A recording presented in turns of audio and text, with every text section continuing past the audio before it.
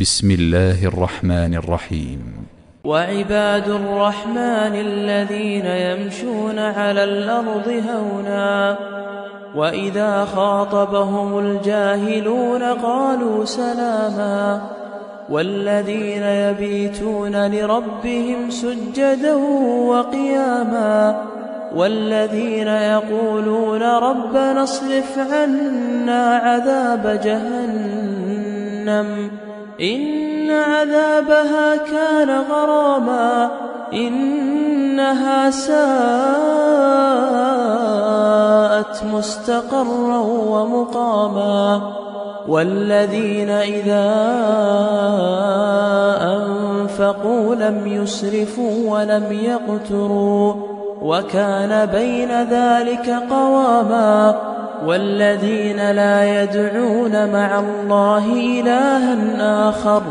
ولا يقتلون النفس التي حرم الله إلا بالحق ولا يزنون ومن يفعل ذلك يلقى ثاما يضاعف له العذاب يوم القيامة ويخلد فيه مهانا إلا من تاب وآمن وعمل عملا صالحا فأولئك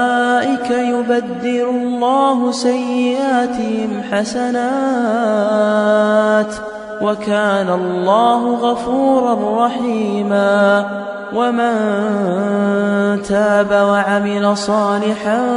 فإنه يتوب إلى الله متابا والذين لا يشهدون الزور وإذا مروا باللغو مروا كراما والذين إذا ذكروا بآيات ربهم لم يخروا عليها صما وعميانا والذين يقولون ربنا هب لنا من أزواجنا وذرياتنا قرة أعين واجعلنا للمتقين إماما أولئك يجزون الغرفة بما صبروا ويلقون فيها تحية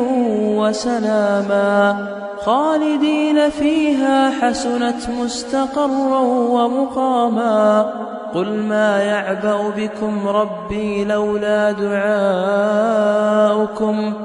فقد كذبتم فسوف يكون لزاما.